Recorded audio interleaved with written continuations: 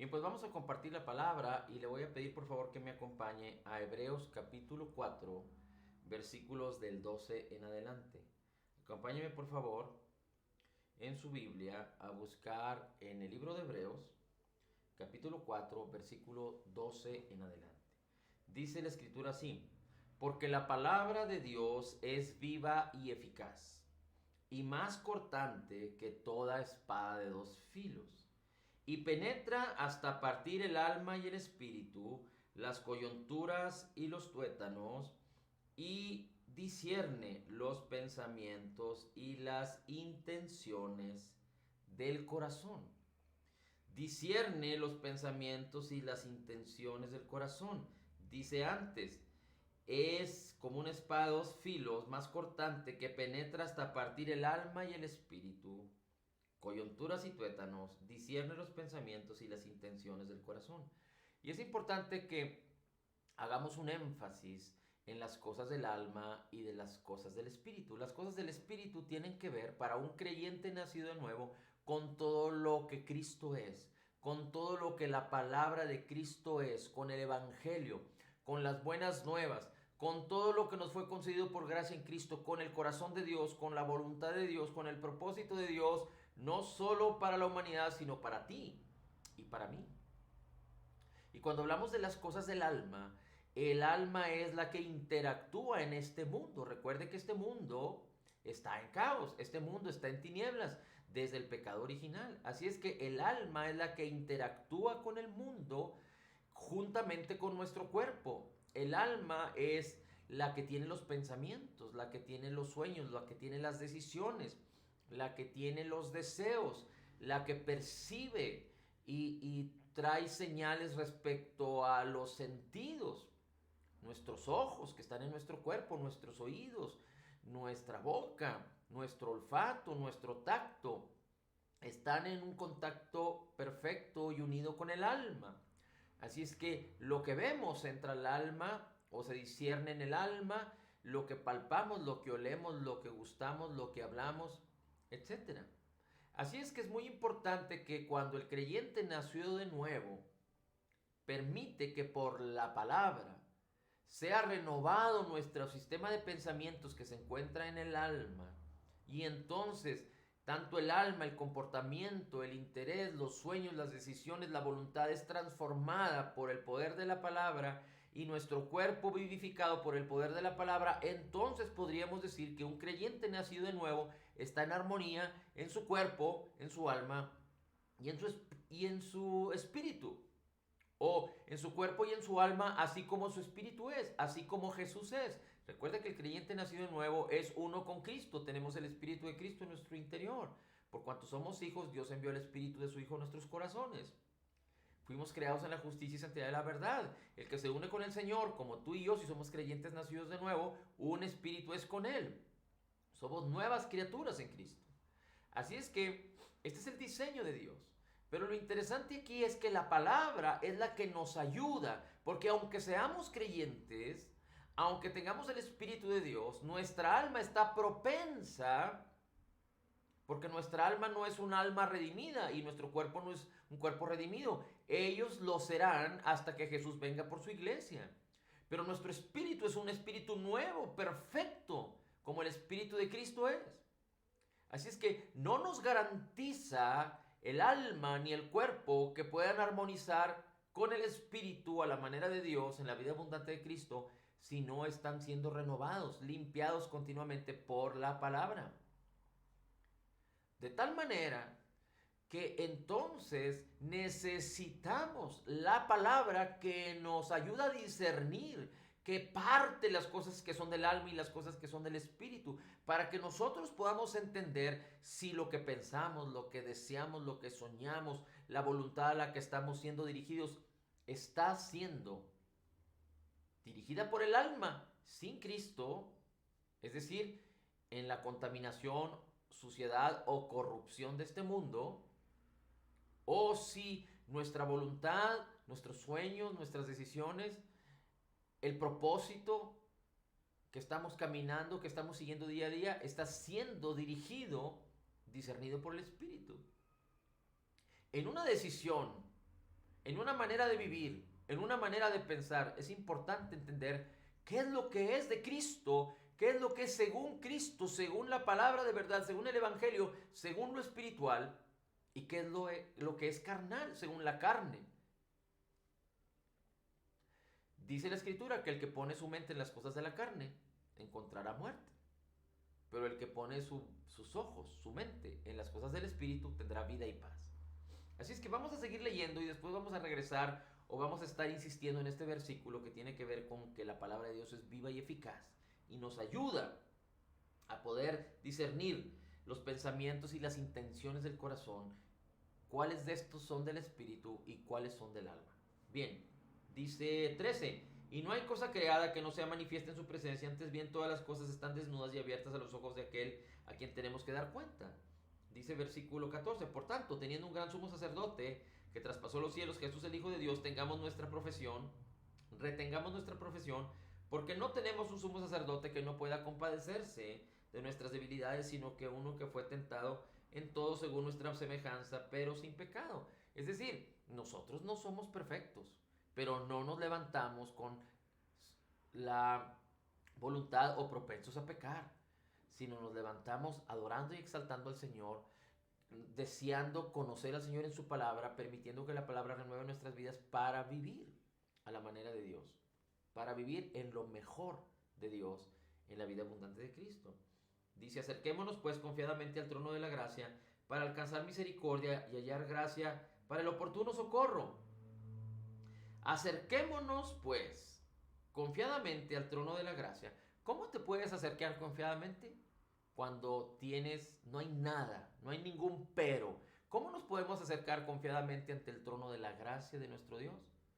Porque la gracia tiene que ver con el regalo inmerecido de Dios para nosotros en Cristo. La gracia tiene que ver con que yo no puedo lograr por méritos, yo no puedo comprar por precio, yo no puedo conseguir por obediencia, por ninguna obra, ni por ningún mérito, sino la gracia tiene que ver con el regalo de Dios para bendecir a los que creen incondicionalmente. La misericordia de Dios tiene que ver con que Dios no le paga a quien tiene misericordia de acuerdo a sus pecados. Si Dios nos pagara de acuerdo a nuestras culpas, todos estaríamos muertos e iríamos al infierno eternamente. Pero gracias al Señor por su misericordia, porque no nos paga conforme a lo que merecemos. Pero gloria a Cristo que Él en el Calvario pagó lo que nosotros merecíamos para que no solo la misericordia de Dios operara en nuestras vidas, pero ahora la gracia que es en Cristo, que murió por nosotros y resucitó para justificarnos, ahora nos permite que no solo no nos paguen conforme a lo que merecemos, pero que nos den. Dios nos regala, nos bendice lo que no merecemos, pero que merece Jesús, su Hijo amado. Esta es la gracia, el favor inmerecido de Dios. Hay una manera muy interesante de explicarlo. Una vez lo escuché de un predicador. Hubo un hombre, un asesino, que estaba en la cárcel por causa de asesinar a otro hombre, a otra persona. Y este asesino es visitado por un padre. Un padre era el padre, me refiero a un papá, a un hombre cuyo hijo había sido asesinado por este asesino. Y cuando el padre visita a este asesino, el asesino de su hijo, le dice, quiero que sepas que he venido a perdonarte. Y no solo he venido a perdonarte, sino que quiero que tú entiendas que quiero también que tú recibas lo que era de mi hijo. Y quiero amarte como amé a mi hijo. Es decir, el asesino estaba escuchando de un padre, del padre de aquel hombre que fue asesinado por él, que el padre venía no solo a decirle que lo perdonaba, sino que también quería entregarle la herencia, las cosas que pertenecían a su hijo, y también quería decirle que quería amarlo a él como amaba a su hijo. Bueno, este es un ejemplo claro de la obra en el Calvario, de Dios nuestro Padre y de Jesucristo. Nosotros no merecíamos, éramos asesinos. Nuestros pecados asesinaron a Jesús. Éramos dignos de muerte, pero el Padre no solo nos perdona en Cristo, pero que nos da la herencia que le pertenecía a Cristo, y no solo eso, sino que nos ama ahora como ama a Cristo. Dice Efesios 1:6 que tú y yo somos aceptos en el amado, altamente favorecidos con el mismo amor que el Padre tuvo para con el Hijo. Con el mismo amor ahora el Padre nos ama. Tú y yo somos amados por el Padre como el Padre amó al Hijo y como el Padre ama al Hijo, a Jesucristo. Y Dios nos ama no porque seamos excelentes, no porque seamos merecedores, no porque seamos personas buenas o personas malas. Dios nos ama porque Dios es amor, y en Cristo Jesús, fuimos justificados, y ahora su gracia y su amor pueden operar libremente en los que creen. Su gracia y su amor pueden operar libremente en los que creen. Desafortunadamente Dios no puede obligar ni actuar unilateralmente. Dios no puede hacer las cosas sin ti.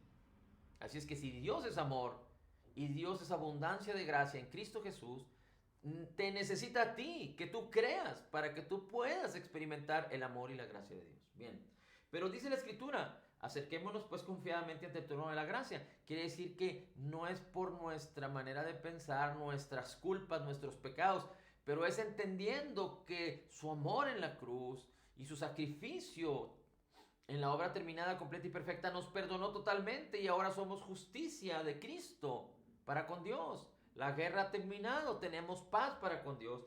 Así es que podemos acercarnos confiadamente ante el trono de la gracia para alcanzar misericordia y para hallar gracia. Pero después dice, para el oportuno socorro. Para el oportuno socorro. Para el oportuno socorro. Y no solo estamos hablando de ser salvos de la ira y del infierno, lo cual todo creyente ya tiene como garantía la vida eterna en Cristo. Pero estamos hablando acerca de poder vivir y experimentar la fe, o a través de la fe, la vida de Cristo, la vida abundante de Cristo, y poder apropiarnos de todo lo que nos ha sido concedido por gracia. La fe es la certeza de lo que se espera, y lo que esperamos tiene que ver con todas las promesas que Dios ya nos ha concedido por gracia en Cristo Jesús, por lo cual Dios nos dio su Espíritu, que nos revela su palabra para que podamos entender las cosas que nos han sido concedidas. Así es que aquí dice que podamos alcanzar misericordia y gracia para el oportuno socorro, porque es muy importante que podamos entender algo. Cuando nuestra alma y nuestro cuerpo empiezan a desear las cosas de este mundo y empiezan a poseer, a tomar, a vivir de las cosas de este mundo, aparentemente hay satisfacción, pero mañana va a haber sufrimiento. Y aunque el cuerpo, aunque el alma pretenden estar satisfechos con las cosas de este mundo, el día de mañana la misma alma y el mismo cuerpo van a gritar de auxilio. Y no es el propósito de Dios que nosotros pongamos nuestros ojos en lo que este mundo nos enseña, nos muestra, nos ofrece continuamente, y seamos negligentes para no observar todas las cosas que ya nos fueron concedidas por gracia en Cristo Jesús. La cuestión es que todo lo que nos fue concedido para vivir en la vida abundante de Cristo y en lo mejor de Dios es que están descritas en la palabra. Y desafortunadamente la carne y el alma están en contra de lo que es Cristo, de lo que es el Espíritu, de lo que es la palabra. Se requiere disciplina. Porque tu alma no va a desear las cosas del Espíritu a menos que tu alma esté siendo renovada por la palabra, transformada por la renovación de tu entendimiento. Así es que por eso a veces para el creyente hay tanta dificultad y desafortunadamente está viviendo, satisfaciendo los deseos de la carne, y el día de mañana su cuerpo y su alma van a pedir auxilio y no van a poder tomarlo porque la fe no va a poder operar porque no se ha ejercitado de una manera adecuada. Te voy a poner algunos ejemplos muy claros. Esto nadie me puede decir que no es así, porque la experiencia de la vida y de las personas lo hablan. Por ejemplo, en el alma, cuando alguien tiene una relación con otra persona y esa otra persona es tóxica, pero su carne, su alma anhela esta relación, pero el día de mañana esa relación no es buena, el alma va a pedir auxilio, va a pedir socorro.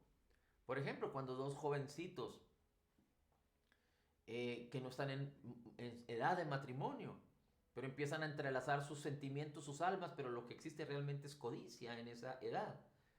Después, cuando empiezan a lastimarse y a destruirse por causa de la carne,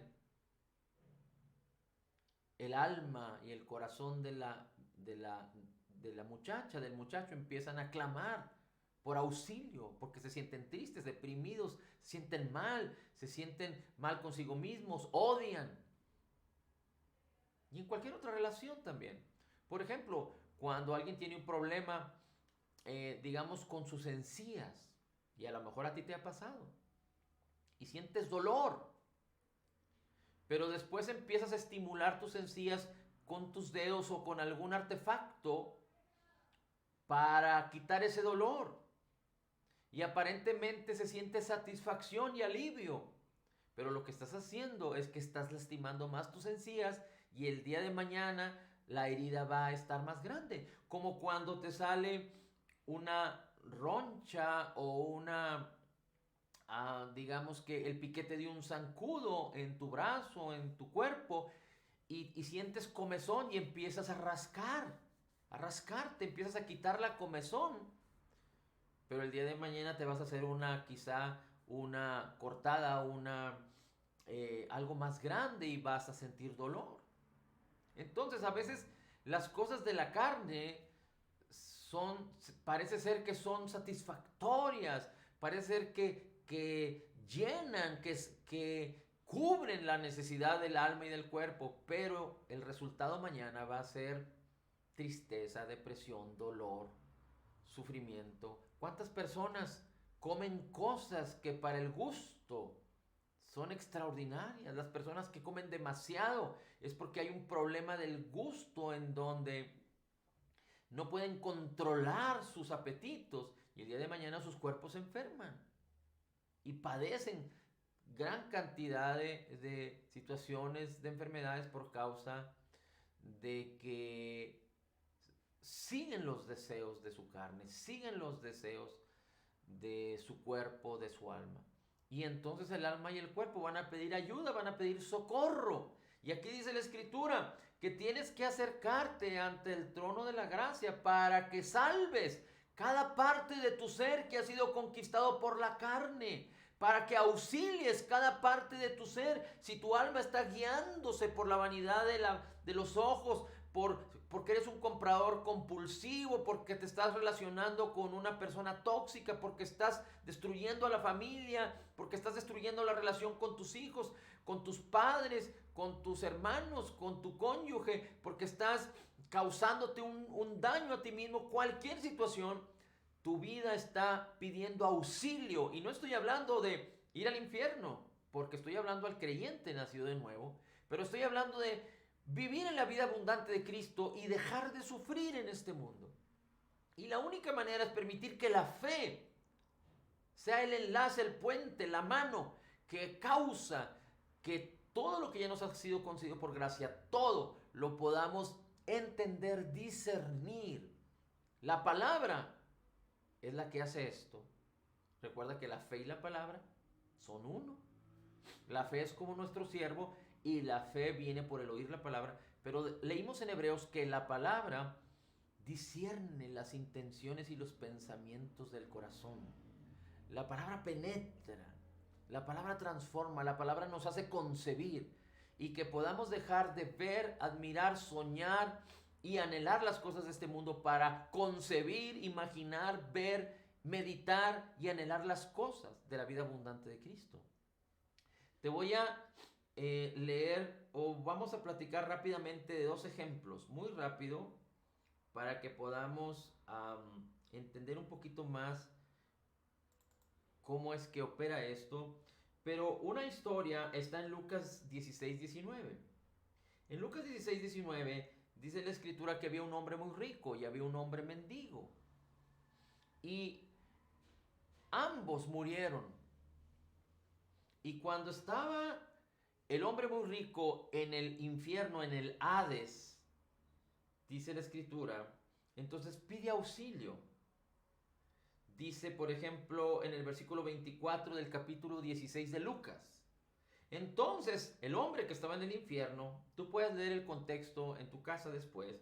Dice, entonces el hombre que estaba en el infierno, dando voces, dijo, Padre Abraham, ten misericordia de mí. Y envía a Lázaro, era el mendigo que había sido llevado al seno de Abraham. Dice, manda a Lázaro para que moje la punta de su dedo y refresque mi lengua, porque estoy atormentado en esta llama. Es muy importante que entendamos que esta historia es antes de la muerte, sepultura y resurrección de Cristo. Así es que el seno de Abraham habitaba en el fondo de la tierra y el infierno, el Hades, habita en el fondo de la tierra. Ahora, había un abismo, una separación entre el seno de Abraham y el infierno, el Hades. Y cuando Cristo Jesús murió y resucitó, tomó el seno de Abraham y lo llevó al cielo. Es decir, el seno de Abraham no existe más como existía antes de la muerte, sepultura y resurrección de Jesús. Pero Abraham le dijo, acuérdate que recibiste tus bienes en vida y Lázaro recibió sus males. Pero ahora está hablando respecto a la carne, respecto al alma, respecto a al juicio humano. Tú recibiste tus bienes, Lázaro sus males. Además de todo esto, hay un gran abismo entre ustedes y nosotros. Dice entonces, le dijo el que estaba en el infierno, en el Hades, te ruego pues que envíes a la casa de mi padre, versículo 28, porque tengo 5 hermanos, para que les testifiquen a fin de que no vengan ellos también a este lugar de tormento. Y Abraham les dijo, a Moisés y a los profetas tienen, óiganlos. A Moisés y a los profetas tienen, óiganos. En otras palabras, en la historia que platica el Señor Jesús le dice, la palabra de Dios es la que deben de escuchar. Escuchen la palabra y lo que habla de las profecías. Dice, él entonces dijo, no, padre Abraham, porque si fuera uno de entre los muertos se arrepentirán. Y Abraham le dice, si no oyen la palabra a Moisés y a los profetas, si no oyen la palabra, si no es a través de la palabra, tampoco se persuadirán, aunque alguno se levante de los muertos. Si no es a través de la palabra. Así es que había un hombre que estaba sufriendo y pedía rescate, pero ya había muerto. Y decía, es importante que vayan y le den testimonio a mis hermanos, que un muerto se aparezca. Envía a Lázaro que se aparezca entre ellos para que les testifique, para que no vengan a este lugar de tormento. Y Abraham le dice, en esta historia, recuerde, esta historia la está hablando el Señor Jesucristo. Y Abraham dice en esta historia, si no oyen a Moisés y a los profetas, es decir, la palabra, aunque un muerto se les aparezca, no creerán en él. Así es que aquí vemos un lugar de sufrimiento, pero un lugar de sufrimiento en la vida eterna, en la eternidad. Este hombre estaba destinado a vivir eternamente en sufrimiento. Pero aquí queremos hacer la analogía de cómo el alma y cómo el cuerpo, cuando viven la vida separada de Cristo, aunque sea un creyente nacido de nuevo, satisfechos por la carne y por los deseos de este mundo, el día de mañana pedirán auxilio. Y no hay un evento. Los alcohólicos con un evento no pueden quedar libres del alcoholismo. Los drogadictos con un evento, con algo extraordinario, no pueden quedar libres de la drogadicción. Cualquier otra persona que esté enlazada en una problemática de su carne y de su alma no pueden quedar libres de la noche a la mañana. En un abrir y cerrar de ojos, no. Necesitan escuchar la palabra para que conociendo la palabra, para que permaneciendo en ella, puedan tener la verdad de la palabra que les haga libre de su sufrimiento. Otra historia rápidamente la historia del hijo pródigo. Estamos ahí en Lucas, ahora vámonos a Lucas capítulo 15. Lucas capítulo 15 y vamos a ir al versículo 11. Lucas capítulo 15, versículo 11. Un hombre tenía 2 hijos y uno le dijo, repártenos la herencia. Y él tomó la parte de su herencia y se fue, el menor, y se fue y vivió perdidamente. Pero cuando se le acabó todo, hubo un hambre en aquella ciudad y entonces tuvo que trabajar alimentando cerdos. Y después, dice la escritura que este hombre, este joven, volvió en sí, versículo 17, y dijo, ¿cuántos jornaleros hay en casa de mi padre que tienen abundancia de pan? Y yo aquí perezco de hambre. Es decir, este muchacho concibió en su mente y en su corazón. Yo estoy sufriendo, estoy viviendo en lo peor. Esta es una historia judía. Y los judíos lo peor que puede haber es que trabajen con cerdos. Así es que este muchacho estaba viviendo en lo peor. Había malgastado su dinero, había vivido perdidamente y estaba viviendo en lo peor. Y este hombre concibe en su mente y en su corazón. Pero fíjate cómo concibe equivocadamente. Sin embargo, concibe. Y la manera en la que concibe lo llevó a actuar. Dice, me levantaré, iré a mi padre y le diré, Padre, he pecado contra el cielo y contra ti, ya no soy digno de ser llamado uno de tus hijos, hazme como uno de tus jornaleros. Porque dijo, los jornaleros de mi padre, en el versículo 17, tienen abundancia de pan y aquí yo perezco de hambre. Entonces él, viviendo, conociendo su realidad, concibió la abundancia de pan que había en la casa de su padre y dijo, aunque sea como uno de los jornaleros, tendré alimento. Concibió de manera carnal, pero lo hizo actuar. Dice, y entonces se levantó y se fue a su padre. Cuando estaba lejos, versículo 20, lo vio su padre y su padre fue movido a misericordia, es decir, a no pagarle conforme a sus hechos, y se echó sobre su cuello y lo besó. Que el hijo le dijo, Padre, he pecado contra el cielo y contra ti, ya no soy digno de ser llamado tu hijo. Pero el padre le dijo, sacad el mejor vestido. Así es que ahí estaba el hijo, con una manera de pensar equivocada, pero a fin de cuentas había concebido una manera que lo hizo reaccionar. Pero después el padre dice, saquen el mejor vestido, y entonces su hijo concibe, cuando el padre habla, y vestidle, saquen el mejor vestido y vestidle, poned anillo en su mano y calzado en sus pies. El padre escucha, el hijo escucha todas estas cosas, ve los vestidos, ve el anillo, ve el calzado. Dice, y traigan el becerro gordo y mátenlo, el becerro especial. Así es que el hijo está escuchando todas estas cosas y empieza a concebir estas cosas. Y aquí había 2 opciones. Gloria a Dios, que estas cosas que el padre está hablando en esta historia, vestido, anillo, calzado, fiesta, becerro gordo, alegría, tienen que ver con la vida abundante de Cristo. Tienen que ver con lo que nos ha sido concedido por gracia en Cristo Jesús de una manera simbólica. Porque el Hijo estaba siendo restituido a la vida abundante, a la vida que le daba una identidad con su Padre. Así es que el Hijo está escuchando estas cosas y queda atrapado, convicto por estas cosas que está escuchando del Padre, y estas cosas se manifiestan en su vida. Es decir, su manera de cambiar es transformada de querer ser un jornalero a aceptar que su padre restituya su posición como hijo. Y entonces el hijo consciente, se dispone, acepta. ¿Cuántas veces hay cristianos que no quieren aceptar la bendición y la gracia? Porque se creen más altos y más grandes que Dios. Porque se sienten incompetentes, se sienten indignos y se creen más poderosos que Dios para no aceptar la bendición de Dios. Hay cristianos, y esto es parte de la carne, que quieren sufrir la culpa, la amargura, porque se sienten culpables y se creen más inteligentes que Dios para pagar por sus culpas, cuando Cristo ya pagó por cada una de nuestras miles o millones de culpas en el Calvario.